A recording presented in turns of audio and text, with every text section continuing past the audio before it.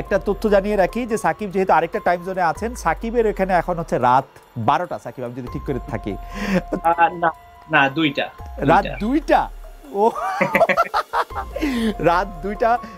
সাকিব এতক্ষণ মানে আমরা উনার কাছে যা শুনেছি যে 2 মেয়েকে সময় দেওয়া এবং নানা কারণে উনার ব্যস্ত জীবনী যাচ্ছে।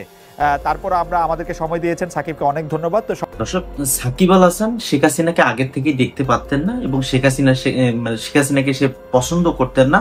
আর সাকিব আল হাসান আজকের এই খালেদ মহিউদ্দিনের যে টক শোতে এসে এই কথাগুলো বললেন, শেখ হাসিনা এই ইন্টারভিউটা দেখলে সে মনে হয় অলরেডি বাংলাদেশের মধ্যে তাকে 3বার ফাঁসি দিত, দেওয়ার পর যদি তারপর বাঁচানো সম্ভব হইতো তারপর আর একবার ফাঁসি দিয়ে দিত। কেননা শেখ হাসিনাকে ঠিক ডিরেক্ট এভাবে মানে তিনি অপছন্দ করেন এবং শেখ হাসিনার বিরুদ্ধে এভাবে কথাগুলো বলেন টকশোর ভিতরে, যার জন্য সে দেশ ছাড়া দেশে আসতে পারছেন না। এটাই বলছেন সাকিব আল হাসান। দর্শক, আপনাদেরকে তো ইন্ট্রোতে কিছু দেখাইনি, পুরো ভিডিওটি দেখলে বুঝতে পারবেন যে সে কি বললো। আজকের ভিডিও খুবই গুরুত্বপূর্ণ, যদি আপনারা কোনোভাবে মিস করেন তাহলে আসলে সাকিব আল হাসানের এতদিন পর সে মিডিয়ার সামনে আসলো, পুরোটাই মিস করে ফেললেন। চলুন আমরা সরাসরি এখন ভিডিওটি দেখবো, না টেনে ধৈর্য সহকারে পুরো ভিডিওটি দেখে থাকুন। চলুন আমরা ভিডিওটি দেখে নিই। একটা তথ্য জানিয়ে রাখি যে সাকিব যেহেতু আরেকটা টাইম জোনে আছেন, সাকিবের এখানে এখন হচ্ছে রাত 12টা। সাকিব, আমি যদি ঠিক করে থাকি। না না, দুইটা। রাত 2টা? ও রাত 2টা। সাকিব এতক্ষণ মানে আমরা উনার কাছে যা শুনেছি যে 2 মেয়েকে সময় দেওয়া এবং নানা কারণে উনার ব্যস্ত জীবনী যাচ্ছে। তারপর আমরা আমাদেরকে সময় দিয়েছেন, সাকিবকে অনেক ধন্যবাদ। তো সময় দেওয়াটা নিয়ে একটা ছোট গল্প আছে, গল্পটা আমি আপনাদেরকে একটু বলি। সাকিব আছেন সামনে। আমি অনেক মানুষকে ইন্টারভিউ করেছি আসলে জীবনে, বা অনেকে প্রশ্ন করেছি, কিন্তু সাকিব আল হাসান ব্যাপারটা এরকম আমার কাছে যে যখনই সাকিব আল হাসানের সঙ্গে আমার দেখা হয়েছে, আমি সাকিব আল হাসানের একটা লম্বা ইন্টারভিউ করেছি আসলে 2016 সালে, প্রায় 3-4 ঘন্টা ধরে ইন্টারভিউ করে এটাকে 3-4 পর্বে টেলিভিশনে দেখানো হয়েছে। কিন্তু আমি সারাক্ষণই অনেক নার্ভাস ছিলাম। সাকিব আমাকে নার্ভাসনেস কাটাতে সাহায্য করেছে নানাভাবে, নানা কথা টথা বলে।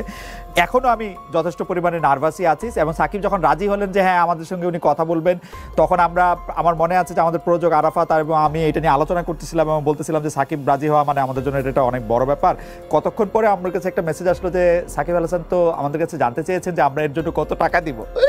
আমরা মোটামুটিভাবে আমাদের হজম হয়ে যাওয়ার অবস্থা যে আমরা তো সাকিব আল হাসানকে টাকা দেওয়ার মতো অনুষ্ঠান এটা না। তারপর আমরা বললাম যে একটা টোকেন টাকা আমরা দিই। সাকিব আল হাসান বলছেন যে হ্যাঁ টোকেন কোনো অসুবিধা নেই, কিন্তু টোকেন টাকাটা দিতে হবে সাকিব আল হাসান ফাউন্ডেশনকে, যেই সাকিব আল হাসান ফাউন্ডেশনটা সাকিব আল হাসান চালান এবং সেটা দিয়ে বিভিন্ন মানুষকে সাহায্য করে থাকেন। এবং সাকিব সেই ফাউন্ডেশনের ব্যাপারে কতটা প্যাশনেট সেইটা বোঝানোর জন্য আমি আসলে এই গল্পটা একটু বললাম। তারপর আমরা সাকিব আল ফাউন্ডেশন সম্পর্কে সাকিব আল হাসানের থেকে একটু শুনতেও চাই। সাকিব, আসলে ফাউন্ডেশনটা করার উদ্দেশ্য এই সিচুয়েশনের জন্য না, অবশ্যই ফাউন্ডেশনটা অনেক আগে থেকেই ফর্ম করে রাখা হয়েছিল। এটার মেইন উদ্দেশ্য ছিল অবশ্যই স্পোর্টস বেসড, যেহেতু আমি স্পোর্টসের একজন মানুষ। সো এটার ফার্স্ট টার্গেট ছিল যে স্পোর্টস নিয়ে কাজ করা, একাডেমি কিংবা অসচ্ছল ক্রীড়াবিদ তাদের নিয়ে কাজ করা। যেহেতু আমার আসলে ওভাবে সময় হয়ে উঠছিল না, তো এটা নিয়ে আসলে ওভাবে কাজ করা হয়নি। এটা নিয়ে আরো 2টা প্ল্যান আছে, যেটা হচ্ছে যে এডুকেশন এবং হেলথ, এই 2টা সেক্টরেও এই ফাউন্ডেশনটা নিয়ে আসলে কাজ করার ইচ্ছা ছিল। সো এই বেসিক্যালি এই 3টা সেক্টর নিয়ে কাজ করার ইচ্ছাতেই এই ফাউন্ডেশনটা তৈরি করা হয়। বাট এটা কখনো আত্মপ্রকাশ করেনি কিংবা এটার কোনো কাজও করা হয়নি, সত্যি কথা বলতে। কারণ আমার ইচ্ছা ছিল তো যখন করবো আসলে খুব ভালোভাবেই করব। যেহেতু এরকম একটা প্যান্ডেমিক সিচুয়েশন আমাদের সামনে এসে গেল, বা এটা আসলে কারো তো হাতে নাই, এবং এরকম একটা সিচুয়েশন যেহেতু সামনে চলে এসেছে, তখন আমি আসলে ভাবলাম যে ওয়াই নট আমি আমার ফাউন্ডেশনের মাধ্যমে কিছু করার চেষ্টা করি, বা আমার সামর্থ্যের ভেতরে যতটুকু সম্ভব আমি এই খারাপ সময় যদি করতে পারি আমার নিজের কাছে ভালো লাগবে, অন্যদের কাছে হয়তো ভালো লাগবে, অনেকে ইন্সপায়ার হবে কিংবা অনেকে সাহায্য হবে, সেটা বড় কথা না। সব থেকে ভালো জিনিস যেটা হচ্ছে আমার কাছে মনে হয় যে আমার নিজের কাছে ভালো লাগবে কিংবা নিজের একটা স্যাটিসফ্যাকশনের জায়গা তৈরি হবে। তো এই কারণে আসলে তাড়াহুড়া করে আসলে এটার আত্মপ্রকাশ করা, তা না হলে এটা আসলে ছিলই ফাউন্ডেশনটা, বাট কখনো ওভাবে আত্মপ্রকাশ করেনি। সাকিব, একটা জিনিস আমি একটু জানতে চাই যে এই বছরের শুরুতে না 2-3 মাস আগে আমি যদি বলি, পাওয়ার আগে আপনার একটা ব্যবসা প্রতিষ্ঠান নিয়ে অনেক রকম কথা হয়েছিল। তখন আপনি একটি বড় ব্যাখ্যাও দিয়েছিলেন যে আসলে এই ব্যবসা প্রতিষ্ঠানগুলি তো সব আপনার পক্ষে এরকম করে দেখা সম্ভব না, প্র্যাকটিক্যালি এইটার মধ্যে আসলে আমরা আশাও করি না আপনি এটা দেখবেন। কিন্তু আপনি যেসব ব্যবসা বাণিজ্যে আপনার নাম ব্যবহার করা হচ্ছে বা আপনি যেগুলিতে জড়াচ্ছেন সেগুলি আপনাকে আসলে বড় একটা চাপের মধ্যে ফেলছে কিনা? মানে আসলে তো ব্যবসা খুব সরল কথা না, বা আপনি একটা খুব ব্যবসায়ী মানসিকতার লোক কিনা সেটাও আমি খুব ভালো বুঝতে পারি না আসলে। আসলে যেটা হচ্ছে যে মানে আমি যখন ব্যবসার ভেতরে ঢুকবো কিংবা ব্যবসা নিয়ে চিন্তা করব তখনই এইগুলো নিয়ে আসলে বলা সম্ভব। একটা জিনিস যেটা হচ্ছে যে হ্যাঁ, যেগুলোর সাথে আসলে আমার নাম আছে অবশ্যই আমার সেখানে রেসপন্সিবিলিটি আছে কিংবা থাকবে, এটা স্বাভাবিকই।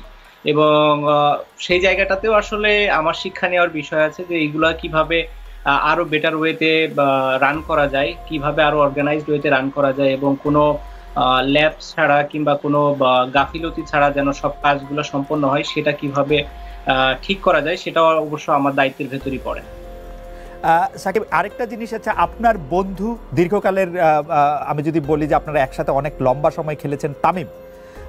তামিম আমার কাছে মনে হয় যে বাংলাদেশে যে কয়জন আমরা দেখেছি যে টেলিভিশনে উপস্থাপনা করেন তার মধ্যে তামিমকে আমার অসাধারণ মনে হচ্ছে। যে অসাধারণ উপস্থাপনা করছেন, অসাধারণভাবে খেলোয়াড়দের সঙ্গে কথা বলছেন। ইতিমধ্যে মাহমুদুল্লাহ রিয়াদ, মুশফিক, মাশরাফি, কাল কিছু সিনিয়র ক্রিকেটারের সঙ্গে কথা বলেছেন।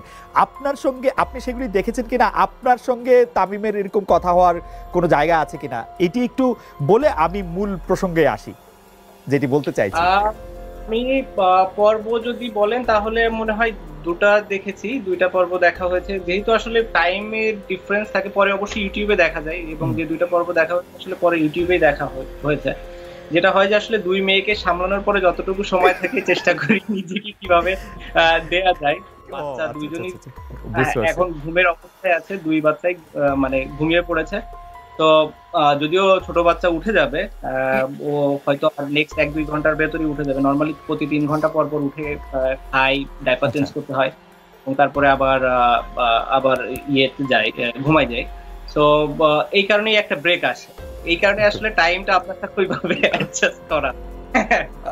আচ্ছা, তো এইটা এটা এটা এটা এটা ফ্যান্টাস্টিক। আমি যেটি বলতে চাইছিলাম, তামিম যাদের সাথে কথা বলছেন, মানে মুশফিক, রিয়াদ, মাশরাফি কিংবা নতুন খেলোয়াড়দের মধ্যে তাসকিন বা রুবেল, তাদের সব কথোপকথনে বা সব আলোচনায় কিন্তু আলাদাভাবে আপনার কথা আসছে। মানে আপনার যে প্রভাব বা আপনার যে আপনাকে যে মিস করা, আপনাকে যে মনে করা, সেটি কিন্তু একটি বিশাল জায়গা থেকে আছে আমাদের যারা খেলোয়াড়। কারণ আপনি দেখবেন আলাপ হচ্ছে মাশরাফি এবং তামিমের মধ্যে, প্রশ্ন হচ্ছে তামিম মাশরাফিকে প্রশ্ন করছেন যে আপনি এটা এখানে কেন করছেন বা এই ডিসিশন কেন নিচ্ছেন। মাশরাফি কিন্তু আপনার কথা আলাদা করে বলছেন এবং সেখানে আপনার ক্যারেক্টার আমরা কিছুটা বুঝতে পারছি। তো আপনার যে এই সময়টা, যে সময়টার মধ্যে আপনি আসলে ক্রিকেট খেলতে পারছেন না, এই সময়টা আপনি কিভাবে কোপ আপ করছেন, যে মানে দলের ভেতরে বাইরে আপনার যে অবস্থান সে সবকিছু মিলিয়ে? সিচুয়েশন তো অবশ্যই আমার জন্য খুবই ডিফিকাল্ট, টাফ, বাট একটা দিক থেকে ভালো, মানে খারাপের ভেতরে আমি সবসময় ভালো কিছু খোঁজার চেষ্টা করি। মানে কোনো সময় যত খারাপ সিচুয়েশন থাকে আমি চেষ্টা করি যে ওখান থেকে ভালো কোনো একটা জিনিস নেয়ার।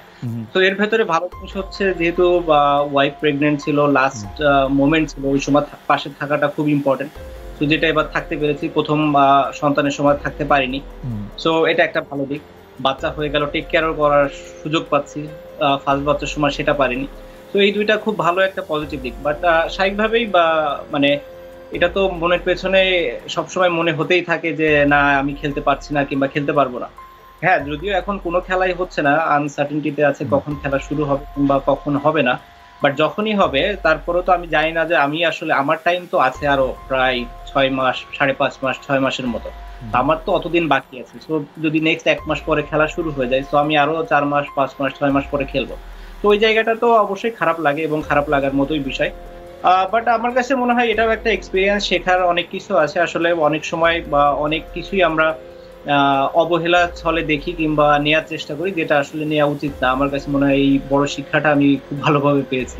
আপনার সাথে যখন আমার লাস্ট কথা হয়েছিল 2016 সালে, তখনও আপনি তার কিছুদিন আগে আপনার কিছুটা ব্যানের মধ্যে দিয়ে আপনি যাচ্ছিলেন, সেটি একটি অন্য কারণে, এবং তখন আপনি বলেছিলেন যে খেলা না থাকলে আপনার পক্ষে এইটা মেনে নেওয়া অনেক কঠিন, খেলাটা আপনি এতই এনজয় করেন। আসলে আসলে থাকাটাই সব থেকে বড় ইম্পর্টেন্ট, মানে মাঠে না যাওয়াটাই হচ্ছে সব থেকে কষ্টের বিষয়। ধরেন আমি খেলছি, কোথায় খেলছি অত ইম্পর্টেন্ট না, আমি যে খেলছি এটাই আমার কাছে ইম্পর্টেন্ট। সো ওই জায়গাটাতে যখন আপনি যেতে পারছেন না কিংবা খেলতে পারছেন না, স্বাভাবিকভাবে অনেক অনেক খারাপ লাগার বিষয় এখানে থাকে। সাকিব, আপনার কাছে আরেকটু সিরিয়াস বিষয়টা কথা বলি। আপনি সর্বশেষ আমরা দেখেছি যে আপনি খেলোয়াড়দের অধিকার নিয়ে একটি সংবাদ সম্মেলন করেছিলেন, খেলোয়াড়রা আপনাদের পাশে ছিলেন এবং কিছু কিছু বিষয় যেগুলি খুবই যৌক্তিক বোর্ডের কাছে আপনি আসলে উপস্থাপনও করেছিলেন। সেই উপস্থাপন করে আপনি যেই দাবিগুলি জানিয়েছেন তার কতগুলি মানা হয়েছিল সঙ্গে সঙ্গে, তার কতগুলি কিছুদিন পরে মানা হয়েছিল, সেই দাবিগুলি সম্পর্কে বা সেই বিষয়গুলি নিয়ে আপনি আর কোনো খোঁজ রাখছেন কিনা বা কেউ আপনার কাছে আর কোনো কিছু বলছে কিনা, আপনার কাছে কতটা কি মনে হচ্ছে যে সেই দাবিগুলি কতটা মানা হয়েছে? আসলে আমি শিওর যে প্লেয়াররা সবাই সবার সাথে তো ডিসকাস করেই, বাট আমার কাছে মনে হয় যে মোটামুটি বেসিক যে চাওয়া পাওয়া প্লেয়ারদের ছিল সবগুলাই ফুলফিল হয়েছে। দুই একটা হয়তো যেটা হয়নি, যেটা হতে আসলে সময়ও লাগবে, তো ওইটার জন্য আসলে ওয়েট করতে হবে। আর বাকি বেশিরভাগই চাওয়া পাওয়া তো আমার মনে হয় যে ফুলফিলই হয়ে গিয়েছে, এই কারণে প্লেয়াররাও সবাই খুশি। তারা এখন চাই যত বেশি খেলা হোক এবং মাঠে থাকতে। সাকিব আল হাসানের বক্তব্যগুলো শোনার পর আপনাদের কি মনে হলো সেটা আমাদের কমেন্ট বক্সে জানিয়ে দিন। এবং খুবই গুরুত্বপূর্ণ বিষয় হচ্ছে সাকিব আল হাসানের বক্তব্যগুলো। তবে ক্রিকেট টিমে সাকিব আল হাসানকে কে কে ফিরে চান সেটা আমাদেরকে জানান, নাকি সাকিব আল হাসানকে অবশ্যই শাস্তির আওতায় আনা দরকার বলে আপনি মনে করেন সেটা আমাদের কমেন্ট বক্সে দিন। আজকে ভিডিও পর্যন্তই, দেখা হবে পরবর্তী কোনো ভিডিওতে। আল্লাহ হাফেজ।